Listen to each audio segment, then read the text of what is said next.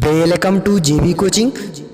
आज का जो सेशन है मेरे साथियों बहुत ही महत्वपूर्ण है। तो हम लोग जिसमें सेशन चला रहे हैं super 20 question, most important question है जो हम लोग फिजिक्स का क्यूज पढ़ रहे हैं मेरे साथियों। अगर इसका जो नेक्स्ट पार्ट हमने दिए हैं अगर वो नहीं देखे हैं तो डिस्क्रिप्शन बॉक्स से देख सकते हैं। हाँ मेरे साथियों, अगर आप किसी भी एग्जाम का अगर तैयारी कर रहे हैं तो ये वीडियो अगर प्रतिदिन आप देख रहे हैं तो एक भी क्वेश्चन आप मिस नहीं कर सकते हैं मेरे साथियों। तो अगर आप किसी भी एग्जाम का, जैसे हो गया रेलवे, एनटीपीसी, मतलब यूपीएससी, किसी का ऑल एग्जाम के लिए ये बहुत ही महत्वपूर्ण है। अगर आप मेरे चैनल पर नए हैं तो चैनल को सब्सक्राइब कर लें और बेल आइकन प्रेस कर लें क्योंकि सबसे पहले नोटिफिकेशन आपको मिले। तो चलिए मेरे साथियों, आज का जो सेशन है हम लोग स्टार्ट करते हैं। आइए देखते हैं फर्स्ट क्वेश्चन। सान्यता की इकाई है तो ऑप्शन ए है पॉइज, ऑप्शन बी है पास्कल, ऑप्शन सी है पाई जूली, ऑप्शन डी है इनमें से कोई नहीं। तो चलिए मेरे साथियों क्यों के लिए आंसर बताइए। बहुत ही महत्वपूर्ण है क्योंकि सान्यता की इकाई बहुत बार क्वेश्चन बीपीआई क्वेश्चन है। तो चलिए मेरे साथियों इसका जो राइट आंसर है मेरे साथियों option number A, option number A poise इसका आंसर है मेरे साथियों। और इसका जो दूसरा मात्रक होता है पॉइजली होता है, पॉइज जूली नहीं होता है मेरे साथियों, और डेका पॉइज होता है और या पास्कल सेकेंड होता है मेरे साथियों। इसलिए ये जो तथ्य हैं आप लोग जरूर कॉन्सेप्ट कीजिएगा मेरे साथियों, बहुत ही महत्वपूर्ण है। ये नेक्स्ट क्वेश्चन देखते हैं। उत्प्लावनकता से संबंधित वैज्ञानिक है तो चलिए ऑप्शन ए है आर्किमिडीज, ऑप्शन बी है न्यूटन, ऑप्शन सी है लुई पास्चर, ऑप्शन डी है इनमें से सभी। तो चलिए मेरे साथियों क्यों के लिए आंसर बताइए। तो वीडियो को स्किप मत कीजिएगा, लास्ट तक जरूर देखिएगा मेरे साथियों। अगर ये सेशन अच्छा लग रहा है तो लाइक जरूर कीजिए मेरे साथियों। चलिए इसका राइट आंसर है मेरे साथियों option number A, option number ए इसका आर्किमिडीज। ये उत्प्लावनकता से वैज्ञानिक जो संबंधित है आर्किमिडीज है मेरे साथियों, ये इसलिए बहुत ही महत्वपूर्ण है। आइए हम लोग देखते हैं नेक्स्ट क्वेश्चन। महान वैज्ञानिक आर्किमिडीज संबंधित है तो ऑप्शन ए है ब्रिटेन से, ऑप्शन बी है जर्मनी से, ऑप्शन सी है संयुक्त राज्य अमेरिका से, ऑप्शन डी है ग्रीस से। तो मेरे साथियों क्यों के लिए आंसर दीजिए, क्यों के लिए आंसर दीजिए। अगर ये सेशन अच्छा लग रहा है तो मेरे साथियों शेयर जरूर कर दीजिएगा। आपसे बस यही मांगता हूं कि आप शेयर इसे जरूर कर दीजिए। चलिए मेरे साथियों इसका राइट आंसर मेरे साथियों option number D, option number D Greece से संबंधित है। जो आर्किमिडीज है वो ग्रीस के रहने वाले हैं मेरे साथियों। चलिए हम लोग देखते हैं अब नेक्स्ट क्वेश्चन, बहुत ही महत्वपूर्ण है मेरे साथियों। चलिए नेक्स्ट क्वेश्चन है मेरे साथियों, ध्वनि तरंग की प्रकृति होती है। ऑप्शन ए है अनुप्रस्थ, ऑप्शन बी है अनुदैर्घ्य, ऑप्शन सी है अपगामी, ऑप्शन डी है विद्युत चुंबकीय। चलिए मेरे साथियों क्यों के लिए आंसर बताइए, बहुत ही महत्वपूर्ण है, बहुत ही महत्वपूर्ण क्वेश्चन है मेरे साथियों। चलिए इसका जो राइट आंसर है मेरे साथियों ऑप्शन नंबर बी अनुदैर्घ्य। इसका जो राइट आंसर है मेरे साथियों ऑप्शन नंबर बी अनुदैर्घ्य होती है ध्वनि तरंगों की प्रकृति। चलिए मेरे साथियों अब हम लोग देखते हैं नेक्स्ट क्वेश्चन, बहुत ही ये सेशन महत्वपूर्ण रहने वाला है मेरे साथियों। चलिए देखिए नेक्स्ट क्वेश्चन है मेरे साथियों, अपने उड्डयन पथ से अवरोधक की पहचान के लिए चमगादड़ निम्नलिखित तरंगों में से कौन सी एक तरंग का उपयोग करती है। ऑप्शन ए है अवरक्त तरंगे, ऑप्शन बी है विद्युत चुंबकीय तरंगे, ऑप्शन सी है प्रसारित तरंगे, ऑप्शन डी है रेडियो तरंगे।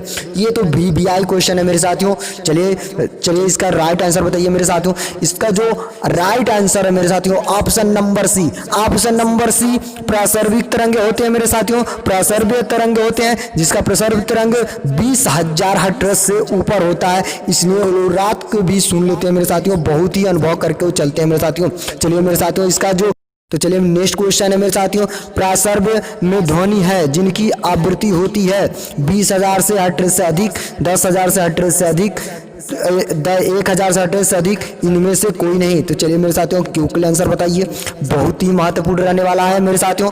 चलिए क्यों के लिए आंसर बताइए। इसका जो राइट आंसर है मेरे साथियों option number A, option number ए इसका राइट आंसर मेरे साथियों। अभी हम अगले क्वेश्चन में ही बताए थे कि 20,000 हर्ट्ज से अधिक ध्वनियों को क्या कर सकते हैं, आवृत्ति को सुन सकते हैं मेरे साथियों चमगादड़। चलिए मेरे साथियों अब हम लोग देखते हैं नेक्स्ट क्वेश्चन।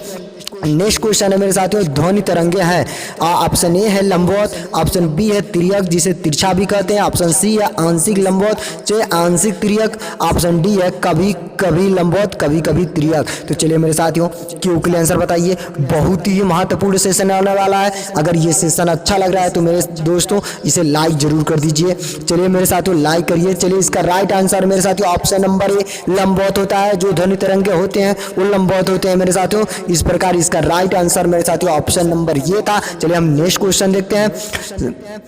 श्रव्य परिसर में ध्वनि तरंग की आवृत्ति क्या होती है। चलिए मेरे साथियों ऑप्शन ए है 20 हर्ट्ज से 20,000 हर्ट्ज, ऑप्शन बी है 0.5 हर्ट्ज से 5 हर्ट्ज, ऑप्शन सी है 1 हर्ट्ज से 10 हर्ट्ज, ऑप्शन डी है 20,000 हर्ट्ज से 40,000 हर्ट्ज। चलिए इसका राइट आंसर बताइए मेरे साथियों। श्रव्य परिसर की ध्वनि क्या होती है। चलिए मेरे साथियों क्यों आंसर बताइए। तो इसका जो राइट आंसर मेरे साथियों ऑप्शन नंबर ये 20 हर्ट्ज से 20,000 हर्ट्ज के बीच में होता है मेरे साथियों। इसलिए इसके इस प्रकार ये राइट आंसर मेरे साथियों ऑप्शन नंबर ये था। चलिए मेरे साथियों देखते हैं नेक्स्ट क्वेश्चन है, वायु में ध्वनि की चाल अगर 332 मीटर प्रति सेकंड होती है तो यदि दाब बढ़ाकर दुगुना कर दिया जाए तो ध्वनि की चाल होगी। ऑप्शन ये था 664 मीटर प्रति सेकंड, ऑप्शन बी है 332 मीटर प्रति सेकंड, ऑप्शन सी 166 मीटर प्रति सेकंड, ऑप्शन डी है मेरे साथियों 100 सेंटीमीटर प्रति सेकंड। चलिए इसका राइट आंसर है मेरे साथियों option number B. Option number B 332 metre ही प्रति सेकंड होते हैं। इसमें दाब बढ़ा देने से अगर दुगुना कर दिया जाए तो ये बदलता नहीं मेरे दोस्तों। यह प्रत्यक्षता और घनत्व के ही बीच में होता है मेरे साथियों। और ये सबसे ज़्यादा ध्वनि होती है जो ठोस में होता है, उसके बाद से द्रव में, उसके बाद से गैस में होता है। इस प्रकार ये तथ्य बहुत ही महत्वपूर्ण है मेरे साथियों। चलिए हम नेक्स्ट क्वेश्चन देखते हैं, ध्वनि की चाल अधिकतम होती है। तो चलिए ऑप्शन ये है मेरे साथियों वायु में, ऑप्शन बी है निर्वात में, ऑप्शन सी है जल में, ऑप्शन डी है इस्पात में। तो चलिए मेरे साथियों क्यों के आंसर बताइए। बहुत ही महत्वपूर्ण सेशन है तो वीडियो की इसकी मत कीजिएगा, लास्ट तक जरूर देखिएगा। अगर ये सेशन अच्छा लग रहा है तो शेयर जरूर कर दीजिए मेरे साथियों, शेयर करिए। चलिए इसका राइट आंसर है मेरे साथियों option number D. Option number D इस्पात में अभी हम बताए थे मेरे साथियों कि ठोस में ध्वनि की चाल अधिकतम होती है, इसलिए इसका राइट आंसर मेरे साथियों ऑप्शन नंबर डी है। तो चलिए मेरे साथियों अब हम लोग देखते हैं नेक्स्ट क्वेश्चन, वायु में ध्वनि का वेग है लगभग 330 मीटर प्रति सेकंड, ऑप्शन बी है 220 मीटर प्रति सेकंड, ऑप्शन सी है 110 मीटर प्रति सेकंड, ऑप्शन डी है 232 मीटर प्रति सेकंड। तो चलिए मेरे साथियों क्यों के आंसर बताइए। बहुत ही बेव्याई क्वेश्चन है मेरे साथियों। इसका जो राइट आंसर मेरे साथियों option number A, option number A 320 metre प्रति सेकंड होता है। कभी कभी मेरे साथियों ये दे देता है कि 330 नहीं देकर 332 भी दे देता है मेरे साथियों, जैसे अभी हमने अगला वाला क्वेश्चन में देखे थे। इस प्रकार मेरे साथियों 330 भी मीटर प्रति सेकंड होता है और 332 भी होता है। चलिए नेक्स्ट क्वेश्चन है मेरे साथियों, 100 डेसिमल का शोर स्तर निम्न में से किसके संगत होता है। तो ऑप्शन ए है ठीक सुनी जा सकने वाली ध्वनि होता है, ऑप्शन बी है साधारण वार्तालाप होता है, ऑप्शन सी है गली के शोरगुल की आवाज होती है, ऑप्शन डी है किसी मशीन की दुकान से आने वाली शोरगुल होती है। चलिए मेरे साथियों क्यों के आंसर बताइए। बहुत ही महत्वपूर्ण है तो इस प्रकार इसका राइट आंसर है मेरे साथियों option number D. Option number D 100 decimal का जो शोर होता है मेरे साथियों वो होता है किसी मशीन की दुकान से आने वाली शोरगुल होता है। इस प्रकार इसका राइट आंसर मेरे साथियों ऑप्शन नंबर डी है। चलिए नेक्स्ट क्वेश्चन है मेरे साथियों, यदि सितार और बांसुरी एक ही स्वर बजाया जाए तो उनसे उत्पन्न ध्वनि का भेद निम्नलिखित में अंतर के कारण किया जा सकता है। तो ऑप्शन ए है तीव्रता, प्रबलता और गुणवत्ता, और ऑप्शन बी है केवल तीव्रता और प्रबलता, ऑप्शन सी है केवल ध्वनि प्रबलता, ऑप्शन डी है केवल ध्वनि गुणवत्ता से। चलिए मेरे साथियों सितार और बांसुरी में अंतर क्या है। ध्वनि की एक तार अगर बजाया जाए तो मेरे साथियों इसका राइट आंसर है ऑप्शन नंबर डी, केवल ध्वनि की गुणवत्ता से ही इन दोनों की स्वर की पहचानी जा सकती है मेरे साथियों। ध्वनि की भेद भेदन किया जा सकता है मेरे साथियों। इसका राइट आंसर है मेरे साथियों ऑप्शन नंबर डी। तो चलिए अब हम लोग देखते हैं मेरे साथियों नेक्स्ट क्वेश्चन। डेसिमल इकाई का प्रयोग किया जाता है। चलिए मेरे साथियों डेसिमल का इकाई का प्रयोग किया जाता है। ऑप्शन ए है प्रकाश की गति के लिए, ऑप्शन बी है उष्मा की तीव्रता के लिए, ऑप्शन सी है ध्वनि की तीव्रता के लिए, ऑप्शन डी है रेडियो तरंग की आवृत्ति के लिए। चलिए मेरे साथियों क्विकली आंसर बताइए, बहुत ही महत्वपूर्ण है इसलिए वीडियो की इसकी मत कीजिए, लास्ट तक जरूर देखिएगा मेरे साथियों। चलिए इसका जो राइट आंसर है मेरे साथियों option number C. Option number C ध्वनि की तीव्रता के लिए ही बहुत ही महत्वपूर्ण है मेरे साथियों। डेसिमल का प्रयोग किया जाता है, जो इकाई है वो ध्वनि की तीव्रता के लिए होती है मेरे साथियों। इस प्रकार इसका right answer option number C है। चलिए हम देखते हैं नेक्स्ट क्वेश्चन मेरे साथियों।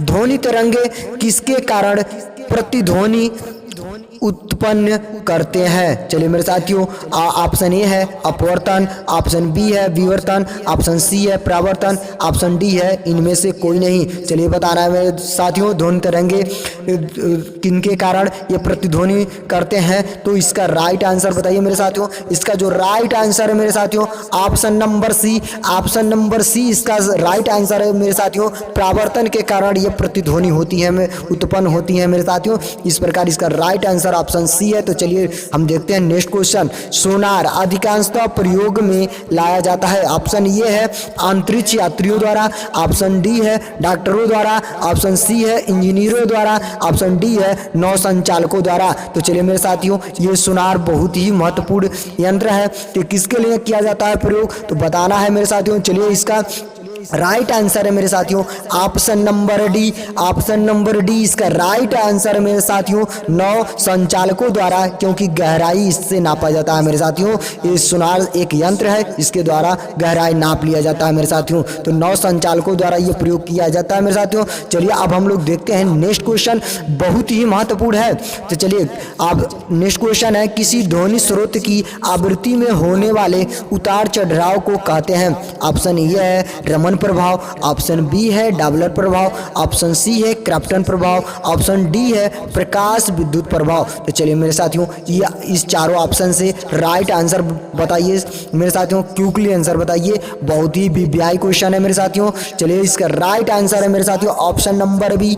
ऑप्शन नंबर बी डाबलर प्रभाव जो उतार चढ़ाव होती है ध्वनि स्रोत में किसके प्रकार होती है, किसे कहते हैं डाबलर प्रभाव को कहते हैं मेरे साथियों। इसका right answer option number B. तो चलिए मेरे साथियों हम लोग देखते हैं नेक्स्ट क्वेश्चन। तो पास आती हुई रेलगाड़ी की सीटी की आवृत्ति तीक्ष्णता बढ़ जाती है, ऐसा किस परिघटना के कारण होता है? तो चलिए मेरे साथियों पहला ऑप्शन है बिग बैग सिद्धांत, ऑप्शन बी है डाबलर प्रभाव, ऑप्शन सी है चार्ल्स नियम, ऑप्शन डी है आर्किमिडीज का नियम। तो चलिए मेरे साथियों क्विकली आंसर बताइए, बहुत ही वीवीआई क्वेश्चन है मेरे साथियों। इसका जो राइट आंसर है बताइए मेरे साथियों। इसका जो राइट आंसर है मेरे साथियों option number B. Option number B Doppler प्रभाव होता है मेरे साथियों। जब ट्रेन की सीटी आती है, जब हमारे पास आती है तो बहुत तेजी से सुनाई देती है। तो किसके कारण सुनाई देती है बहुत तेजी से? डाबलर प्रभाव के कारण सुनाई देती है। इस प्रकार इसका राइट आंसर मेरे साथियों ऑप्शन नंबर डाबलर प्रभाव था। चलिए मेरे साथियों देखते हैं नेक्स्ट क्वेश्चन है केल्विन मान से मानव शरीर का सम्मान ताप है। तो चलिए ऑप्शन ए है 280, ऑप्शन बी है 290, ऑप्शन सी है 300, ऑप्शन डी है 310। तो चलिए मेरे साथियों क्विकली आंसर बताइए, क्विकली आंसर बताइए कि केल्विन मान से मानव शरीर का सम्मान ताप होता है। चलिए इसका राइट आंसर है मेरे साथियों ऑप्शन नंबर डी।